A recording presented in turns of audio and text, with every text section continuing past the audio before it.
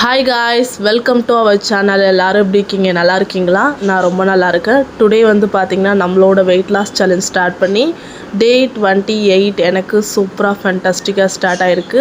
உங்கள் எல்லாருக்கும் எப்படி ஸ்டார்ட் ஆகிருக்குங்கிறத மறக்காமல் கமெண்ட் செக்ஷனில் என்கிட்ட ஷேர் பண்ணுங்கள். அண்ட் இந்த வீடியோ பிடிச்சிருந்துச்சுன்னா லைக் பண்ணுங்கள், ஷேர் பண்ணுங்கள், மறக்காமல் சேனலை சப்ஸ்கிரைப் பண்ணிக்கிங்க, பக்கத்தில் இருக்க பெல் ஐக்கானை கிளிக் பண்ணிக்கிங்க. வாங்க இப்போ வீடியோக்குள்ளே போகலாம். எப்போதும் போல் மார்னிங் குயிக்காக வேக்கப் ஆகிட்டு ஃப்ரெஷ்அப் ஆகிட்டு எம்டி ஸ்டொமக்கில் வார்ம் வாட்டரில் ஆப்பிள் சிடர் வினிகர் ஆட் பண்ணி எடுத்துக்கிட்டேன். ஆப்பிள் சிடர் வினிகரை பற்றி நம்ம லாஸ்ட்டு சேலஞ்சில் நிறையா பேசியிருப்போம் இல்லையா, நிறைய டிஸ்கஸ் பண்ணியிருப்போம். அதை பற்றி நிறைய விஷயங்கள் கொடுத்தனால தான் இந்த சேலஞ்சில் நான் எதுவுமே கொடுக்கல.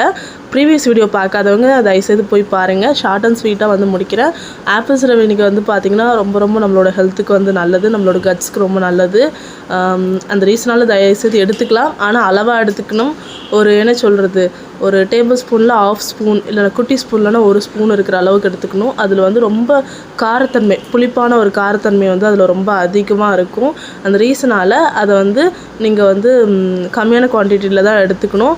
அதே மாதிரி சிலருக்கு அதை பற்றின நெகட்டிவ் தாட்ஸ் இருக்குது, அதனால நமக்கு சைட் எஃபெக்ட் மேபி வரத்துக்கு வாய்ப்பு இருக்குது. அப்படின்னா உங்களுக்கு தோணுச்சு அப்படின்னா நம்ம வாட்டரில் ஒரு வார்மான ஹாட் வாட்டரில் நம்ம அதாவது ஒரு காஃபி குடிக்கிறதுக்கு நம்ம குடிப்போம் இல்லையா, அந்த சூடு பொறுக்கிற அளவுக்கு சூடான அளவுக்கு தானே நம்ம காஃபி குடிப்போம். அந்த அளவுக்கு சூடான பதட்டத்தில் இந்த ஆப்பிள் சிடர் வினிகர் விடும்போது அதோட அந்த எஃபெக்ட் எக்ஸ்ட்ரா அந்த சைடு எஃபெக்ட் எல்லாமே அதில் உடஞ்சிரும். சரிங்களா? அதனால தாராளமாக நீங்கள் எடுத்துக்கலாம். ஆனால் என்ன சொல்கிறது, தண்ணியில் கலக்காமல் எடுக்கக்கூடாது, ராவாக எடுக்கக்கூடாது. சரிங்களா? தயவுசெய்து எடுக்கிறத ப்ராப்பராக எடுங்க. எது எடுத்தாலுமே சரி, அதுக்கான ப்ராப்பர் மெத்தடில் எடுக்கும்போது நமக்கு எந்த ஒரு சைடு எஃபெக்ட்ஸுமே ஏற்படாது. நார்மலாக வார்ம் வாட்டரில் ஆட் பண்ணி எடுக்கிறதே சேஃப் தான். சரிங்களா? நமக்கு எப்போ அன்சேஃபாக ஆகும் அப்படின்னா, ஒரு பெரிய ஸ்பூன்லேயோ என்ன சொல்கிறது, ஒரு கிளாஸ் அளவுலேயோ அந்த ஆப்பிள் சிடர் வினிகரை அப்படியே குடித்தாதான் அது நம்ம உடம்புக்கு தீங்கு விளைவிக்கும். சும்மா ஒரு சின்ன ஸ்பூனில் ஒரு 500 ml வாட்டரில் நீங்கள் அது விட்டிங்கன்னு வச்சுக்கிங்களேன், அதை குடித்து பார்க்கும்போது நார்மலாக அந்த தண்ணியோட டேஸ்ட்டு மாதிரி ஒரு புளிப்புத்தன்மை கூட சேர்ந்து வரும். அந்த புளிப்புத்தன்மையே உங்களால் ஏற்றுக்க முடியாத அளவுக்கு ரொம்ப அதிகமாக புளிப்பாக இருக்குது அப்படிங்கிற அளவுக்கு இருக்குது அப்படின்னா நீங்கள் ஆப்பிள் சிடர் வினிகரை 1 டீஸ்பூன்லேருந்து கொஞ்சம் கம்மி பண்ணலாம். ஏன் அப்படின்னா குவான்டிட்டி அதிகமாக தான் அந்த டேஸ்ட்டும் எல்லாமே மாறும். அந்த ரீசனால் நீங்கள் ஒரு டைம் ட்ரை பண்ணி பாருங்கள். கம்மியான இதில் ட்ரை பண்ணி பாருங்கள். ட்ரை பண்ணும்போதே உங்களுக்கே ஒரு ஐடியா ஆக்சுவலி கிடச்சிடும் எவ்வளோ குவான்டிட்டி எடுத்துக்கலான்னு. 500 mlல நார்மலாக ரொம்ப புளிப்பு இல்லாமல் உங்களால் எவ்வளோ அந்த ஒரு டேஸ்ட்டுக்கு ஏற்ற மாதிரி குடிக்க முடியுதோ அந்த அளவுக்கு எடுத்துக்கோங்க. எனக்கு தெரிஞ்சு நார்மல் டீஸ்பூனில் 1 டீஸ்பூன் அது கரெக்டாக இருக்கும். டேபிள் ஸ்பூன் இல்லை, டீஸ்பூன் நான் சொல்கிறேன். ஓகேங்களா? இன்றைக்கி பார்த்திங்கன்னா எனக்கு என்னன்னு தெரியல, நம்ம கிட்டத்தட்ட ஒரு நெருங்கி வந்துட்டோம் இல்லையா, 1 மந்த்துக்கிட்ட நம்ம நெருங்கி வந்துட்டோம். ஆக்சுவலி ஒரு ஃப்ளெக்சிபிள் கிடச்சிருக்கு என்னோடய பாடியில். எனக்கு சம்டைம்ஸ் எனக்கு இது மாதிரி நடந்திருக்கு. உங்களுக்கு அது மாதிரி ஃபீல் இருந்துச்சுன்னா என்கிட்ட கமெண்ட் செக்ஷனில் ஷேர் பண்ணுங்கள். என்னென்னா சம்டைம்ஸ் இந்த ஒர்க் அவுட் பண்ணுறதுக்கே ரொம்ப பண்ண போகிறதுக்கு முன்னாடி டயர்டாக இருக்கிற மாதிரி இருக்கும். லேசியாக ஃபீல் பண்ணியிருக்கேன் நிறையா டைமு. லேசியாக ஃபீல் பண்ணிகிட்டே இருக்கும்போது சரி ஓகே ஒன்றும் இல்லை, நம்மளால் முடியும், நம்ம ஸ்ட்ராங்காக ரெகுலராக கன்சிஸ்டன்சியாக ஒர்க் அவுட் பண்ணணும்னு மோட்டிவாக என் மனசுக்குள்ளேருந்து ஒரு குரல் என்கிட்ட பேசுகிற மாதிரியே நான் இமேஜின் பண்ணிவிட்டு ஸ்டார்ட் பண்ணிடுவேன். சம்டைம்ஸ் என்ன ஆகும் அப்படின்னா நமக்கு உடம்பும் அந்தளவுக்கு ஃப்ளெக்சிபிளாக இருக்காது. அதுக்கு ரீசன் என்ன அப்படின்னா, பிகினராக இருக்கிறோம், இப்போ தான் ஸ்டார்ட் பண்ணியிருக்கோம் அப்படிங்கும் போது அப்படி தான் இருக்கும். ஆனால் இப்போ கிட்டத்தட்ட நம்ம இவ்வளோ நாட்கள் ஒர்க் அவுட் பண்ணதில் எனக்கு இப்போ அந்த லேசினஸ் வந்தாலுமே ஒர்க் அவுட் ஸ்டார்ட் பண்ணதுக்கப்புறம் அதை ஸ்டாப் பண்ணுறதுக்கு எனக்கு மனசே வரல.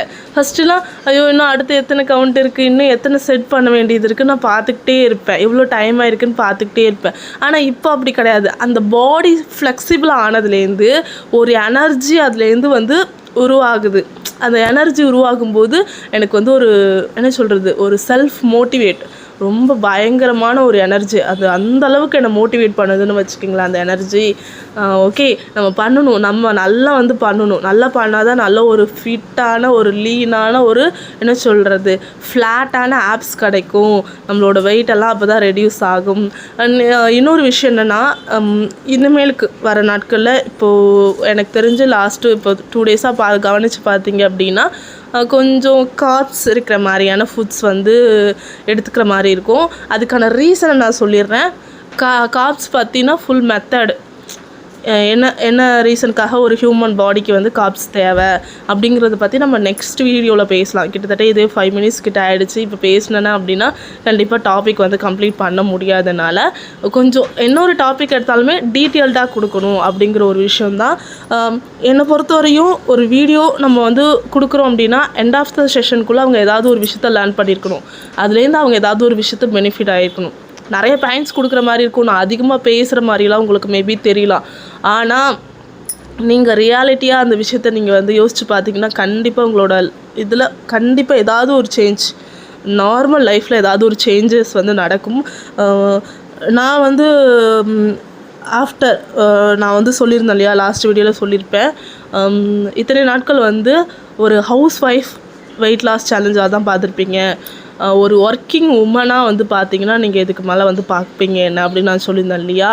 நம்ம வந்து ஒர்க்கிங் உமனாக பார்க்குறதுக்கு என்ன இருக்குது, ஒர்க்கிங் உமன்லாம் என்ன, நம்ம வெளியில் போகிறோம், கரெக்டான டைமுக்கு சாப்பிட முடியாது, கரெக்டான டைமுக்கு ஒர்க் அவுட் பண்ண முடியாது, கரெக்டான டைமுக்கு தூங்க முடியாது, வேலைன்ட்டுனே இருக்க வேண்டியதாக இருக்கும்.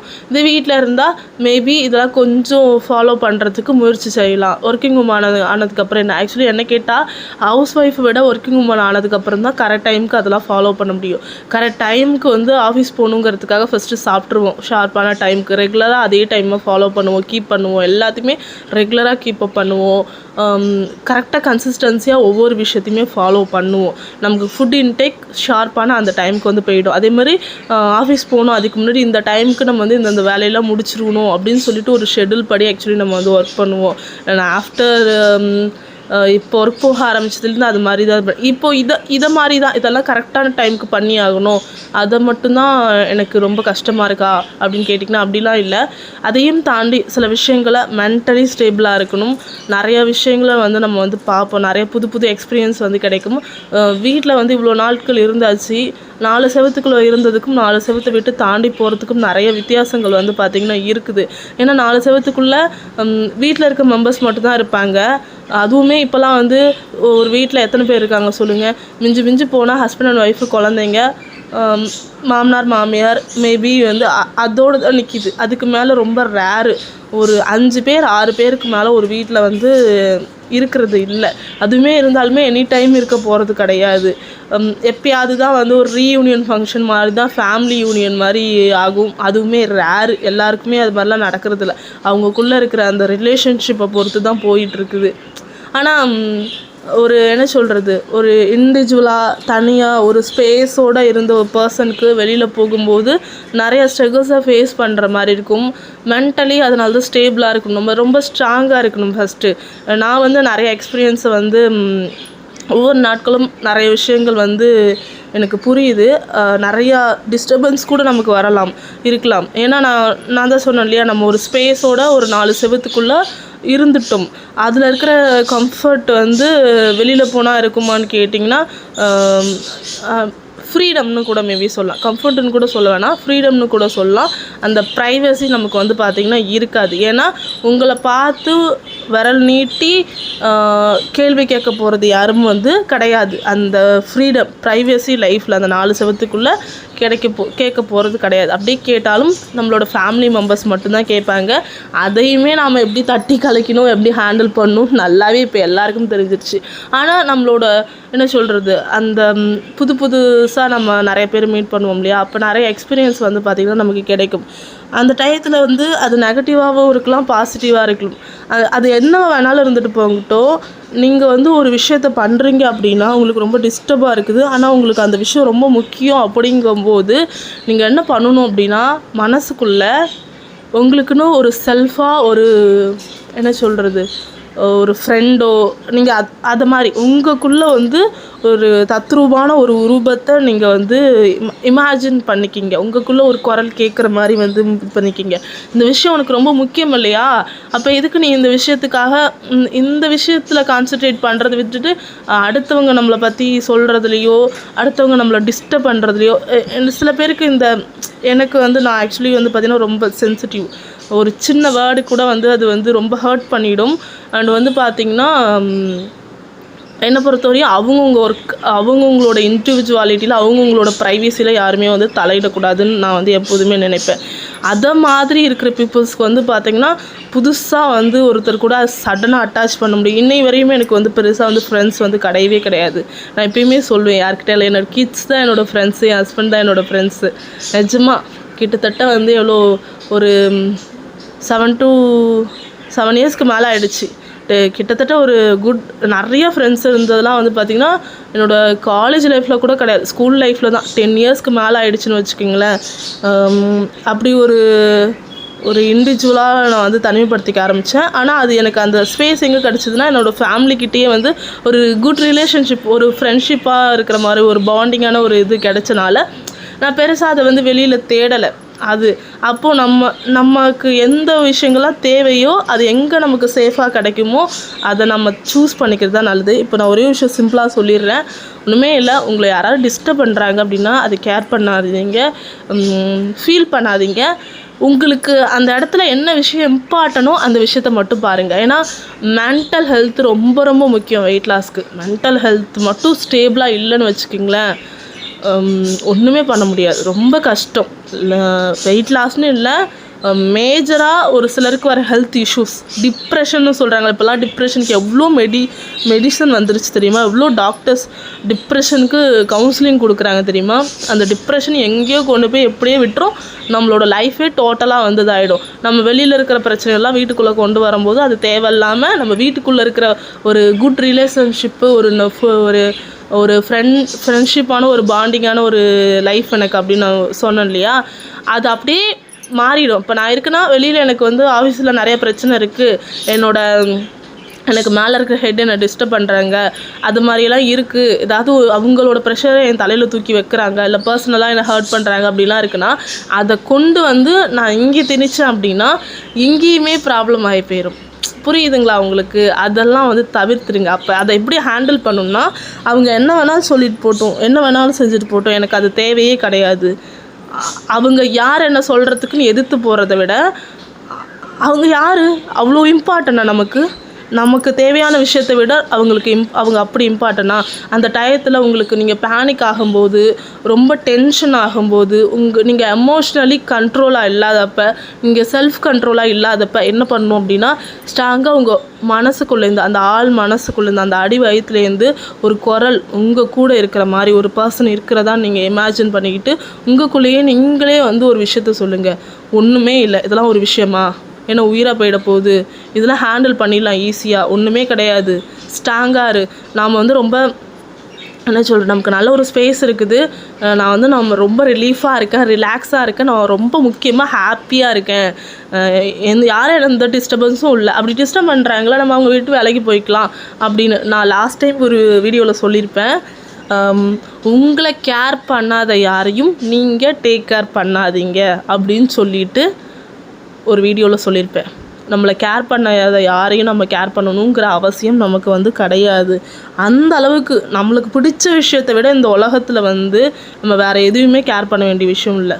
நமக்கு எது பிடிச்சிருக்கோ அதில் கான்சன்ட்ரேட் பண்ணி பாருங்களேன். நிஜமாக இப்போ ஒன்றுமே கிடையாது. சிலர் வந்து சொல்லலாம், சிலருக்கு வந்து அவுட் சைடில் நிறைய ப்ராப்ளம்ஸ் இல்லாமல் கூட இருக்கலாம், ஆனால் வீட்டில் ப்ராப்ளம் இருக்கும். வீட்டில் எந்த ப்ராப்ளமும் இல்லாமல் இருக்கலாம், அவுட் சைடில் நிறைய ப்ராப்ளம் இருக்குது. இது எல்லாத்துக்குமே ஒரே சொல்யூஷன் ஆல்ரெடி சொல்லிட்டேன். அவங்கள கேர் பண்ணுறத ஸ்டாப் பண்ணிடணும். நாம் கேர் பண்ணுறத அவங்களுக்கு வந்து அவங்க நம்மளை கேர் பண்ணுறாங்களா, ஓகே, சும்மா வந்து முட்டாள்தனமாக வந்து நீ என்ன பண்ணாலும் நான் உனக்கு வந்து எப்போதும் பாசமாக நான் உன்னை கேர் பண்ணிக்கிட்டே உனக்கு சப்போர்ட்டிவாக மட்டும்தான் இருந்துகிட்ருப்பேன் அப்படிங்கிறது வந்து பார்த்திங்கன்னா என்னை பொறுத்தவரையும் வந்து முட்டாள்தனம் தான் நான் சொல்வேன். உங்களுக்குன்னு ஒரு இண்டிவிஜுவல் லைஃப் இருக்குது, உங்களுக்குன்னு ஒரு ஃபீலிங்ஸ் இருக்குது. நீங்கள் இந்த செகண்ட் டென்ஷனாக எமோஷ்னலி கண்ட்ரோல் இல்லாமல் செல்ஃப் கண்ட்ரோலுங்கிற ஒரு விஷயத்துலேருந்து வெளியில் வந்திருக்கீங்களா? ஒன்றுமே கிடையாது. உங்களுக்கு என்ன பிடிக்கும்னு யோசிச்சு பாருங்கள். உங்களுக்கு பிடிச்ச விஷயத்தில் ஒரு செகண்ட் ஒரே ஒரு டைம் உங்களுக்கு பிடிச்ச விஷயத்த நீங்கள் பண்ணி பாருங்களேன். நிஜமாக நீங்கள் எந்த அளவுக்கு ரிலாக்ஸாக ஹாப்பியாக இருக்கீங்கன்னு மட்டும் பாருங்கள். அதை யார் எதிர்த்தாலும் சரி, அப்படிப்பட்ட ஒரு ரிலேஷன்ஷிப்பு நமக்கு வந்து அவசியமாக வந்து கிடையாது. முடிஞ்ச வரையும் அதுக்குள்ளே கண்ட்ரோலாக இருக்க பார்க்கணும். சரிங்களா? நம்ம எல்லாத்துலேயும் வந்து பணிஞ்சு போகணுங்கிற அவசியம் கிடையாது. நமக்குன்னு நம்ம ரொம்ப முக்கியமான நம்ம லைஃப்பில் உள்ளவங்க யார் சொல்லுங்கள்? ஏன்னா ஒரு குழந்தை கேட்டால் எனக்கு அப்பா அம்மா தான் முக்கியம் சொல்லுவாங்க. ஒரு ஹஸ்பண்ட் அண்ட் ஒய்ஃப் கிட்ட கேட்டால் என் குழந்தைங்க தான் எனக்கு முக்கியம், என் மனைவி தான் முக்கியம்னு கணவர் சொல்லுவார், கணவர் தான் முக்கியம்னு மனைவி சொல்லுவாங்க. சரிங்களா? இதுதான் ஒரு லைஃப். இந்த ரிலேஷன்ஷிப் அங்கேயே தான் அதுக்குள்ளேயே தான் முடிஞ்சிடும். இந்த ரிலேஷன்ஷிப் தான் ரொம்ப ஒருத்தரோட பர்சனோட லைஃப்பில் ரொம்ப முக்கியம். அவங்களுக்காக நாம் எதை வேணாலும் விட்டு கொடுத்துட்டு போகலாம். ஏன்னா இப்போ நான் சொன்னேன் இல்லையா, கணவன் தான் முக்கியம், கணவனுக்கு மனைவி தான் முக்கியம், மனைவிக்கு கணவன் தான் முக்கியம், கணவன் மனைவிக்கு எங்களோட குழந்தைகள் தான் முக்கியம் அப்படிங்கிற ரிலேஷன்ஷிப்பு அடுத்து நம்மளோட ஃப்யூச்சருக்கு ஒரு லைஃப்பை ஒரு வட்டத்தை உருவாக்கி அந்த வட்டத்துக்குள்ளே கரெக்டாக நம்ம சர்வை பண்ணணும். அப்படின்னா ஃபஸ்ட்டு இந்த ஸ்டார்டிங் இது வந்து ரொம்ப முக்கியம். அதனால் எந்தெந்த இடத்துல ரெஸ்பான்சிபிள் எடுத்துக்கணுமோ அந்தந்த இடத்துல ரெஸ்பான்சிபிள் எடுத்துக்கணும். எந்தெந்த இடத்துல கேர் பண்ணணுமோ அந்த இடத்துல கேர் பண்ணணும். அதுக்காக விட்டு கொடுத்து போகாமல் பிடிவாதமாக நிற்கணும்னு சொல்ல. அந்த ரிலேஷன்ஷிப் அந்தளவுக்கு வேல்யூவா, நமக்கு உயிர் கொடுத்தவங்களா, நம்மளை கேர் பண்ணவங்களா, நமக்காக எல்லாத்தையும் விட்டுட்டு வந்தவங்களா, நமக்காகவே வாழ்கிறவங்களா, அதுதான் விஷயம். அந்த இடத்துல அதுதான் முக்கியம். அவங்களுக்காக நம்ம என்ன வேணாலும் செய்யலாம். சரிங்களா? அவங்க சொல்கிறது எதுக்காகவும் கேட்கலாம். ஏன்னா நமக்காக வாழ்கிறாங்க இல்லையா அவங்க. அப்படிங்க இருக்கும்போது நமக்கு அது ரொம்ப முக்கியம். ஏன்னா அடுத்த கட்டம் நம்மளோட லைஃப்பை வந்து அடுத்த கட்டத்துக்கு கொண்டு போகிறதே அந்த ஸ்டேஜ் தான். நமக்கு ஒரு ஸ்டேஜுக்கு அப்புறம் ஒரு மென்டலி எது நமக்கு ரொம்ப இம்பார்ட்டன்ட்ங்கிறது நமக்கே தெரியும். உங்களுக்கே தெரியும். உங்கள் ஆள் மனசுக்கிட்ட கேட்டு பாருங்கள். உங்களை ரொம்ப எது ஹாப்பியாக வச்சுருக்கு, உங்களை எந்த ஒரு நெகட்டிவிட்டிலையும் கொண்டு போகாமல், எந்த தேவையில்லாத பிரச்சனையிலையும் கொண்டு போகாமல், உங்களை சேஃப் அண்ட் செக்யூராக எது வச்சுருக்கோ அந்த விஷயந்தான் உங்களுக்கு ரொம்ப ரொம்ப இம்பார்ட்டன்ட். சரியா? ஓகே, நிறைய விஷயம் பேசிட்டேன், காமனாக தான் பேசியிருப்பேன். ஏன்னா ஃபஸ்ட்டுக்கு வெயிட் லாஸ் பொறுத்த வரையும் நம்ம வந்து ஒரு வெயிட் லாஸை தாண்டி ஆக்டிவான ஹெல்த்தியான லைஃப் ஸ்டைலை நீங்கள் ரீச் பண்ணணுன்னா ஃபஸ்ட்டு மேஜர் ரூலே இது தான். இதை மாதிரி மென்டலி ஃபஸ்ட்டு ஸ்டேபிளாக இருந்தால் மட்டும்தான் அடுத்து அந்த டயட்டு, நீங்கள் போகிற டயட்டு, இந்த ஒர்க் அவுட்ஸு, இந்த எஃபெக்ட் எல்லாமே உங்களுக்கு வேலை செய்யும். நீங்கள் இதெல்லாம் செஞ்சுட்டு இது மாதிரி தேவையெல்லாம் மென்டலி ரொம்ப வந்து பார்த்திங்கன்னா ஸ்ட்ராங்காக இல்லாமல் வீக்காக, எனி டைம் வந்து எமோஷ்னலி கண்ட்ரோல் இல்லாமல் ரொம்ப வீக்காக ஃபீல் பண்ணிங்க அப்படின்னா கண்டிப்பாக நிஜமாக வந்து அது செட் ஆகாது. நீங்கள் என்ன பண்ணாலுமே வந்து ரொம்ப ரிசல்ட் அந்தளவுக்கு எடுக்க முடியாது. ஆனால் ரொம்ப கூலாக ஹாப்பியாக எனி டைம் உங்கள் சுற்றி ஒரு நல்ல ஸ்பேஸ் ஹாப்பினஸ்ஸாக இருந்துச்சு அப்படின்னா ஒரு கண்டிப்பாக சொல்லுவேன் 100% உங்களுக்கு குட் ரிசல்ட் கிடைக்கும். இப்போ வந்து பார்த்திங்கன்னா நான் வந்து ஒர்க் அவுட் வந்து முடிச்சிட்டேன். மூச்சு பயிற்சி தான் வந்து பண்ணிகிட்ருக்கேன். நான் வந்து 5 கவுண்ட் வந்து பார்த்திங்கன்னா பண்ணுறேன். உங்களால் எத்தனை கவுண்ட் பண்ண முடியுமோ பண்ணுங்கள். இப்போ வந்து பார்த்திங்கன்னா என்னோடய பிரேக்ஃபாஸ்ட் என்னென்னு பார்க்கலாம். இட்லி 1 கப் வந்து பார்த்திங்கன்னா தக்காளி சாம்பார். இந்த வீடியோவுக்கும் அடுத்த வீடியோவுக்கும் ஒரு கனெக்டிவிட்டி இருக்குது. சரிங்களா? நிறைய விஷயங்கள் டிஃப்ரெண்ட் ஆகும். 3 இட்லி குட்டியாக 3 இட்லி எடுத்திருக்கேன். பேட்டர் நல்லா ஃபுல்லாகிடுச்சு. எனக்கு என்னோடய கிரேவிங்ஸ் எல்லாமே நல்லா கண்ட்ரோலாக இருந்துச்சு. எம்மியாக இருந்துச்சு. லஞ்சுக்கு நான் சரியாக சாப்பிடல. ஆக்சுவலி நான் ரொம்ப லேட்டாக தான் சாப்பிட்டேன், தூங்கிட்டேன். ஃப்ரெஞ்ச் டோஸ்ட்டு 2 பீஸு, எக் போட்டது French toast 2 piece, 1 cup coffee மட்டும். ரொம்ப கிரேவிங்காக இருந்த மாதிரி இருந்துச்சு. அண்டு எதுவும் பெருசாக அதிகமாக சாப்பிட்றதுக்கு ஒன்றும் தோணலை, அதனால இதை எடுத்துக்கிட்டேன். டின்னருக்கும் நான் இட்லி தான் எடுத்திருக்கேன். சரிங்களா? நான் ஏர்லியாக சாப்பிட்றேன், அதனால் காஃபியோடு எடுத்துக்கிட்டேன். ஃபஸ்ட்டு காஃபி குடிச்சிட்டேன் ஈவினிங்கு. 3 இட்லி ஒரு கப்பில் 3/4 கப்பு டால் கிரேவி எடுத்திருக்கேன். ஓகே காய்ஸ், தேங்க்யூ ஃபார் வாட்சிங். Bye bye, take care. நாளைக்கு இன்னொரு வீடியோவில் சந்திக்கலாம்.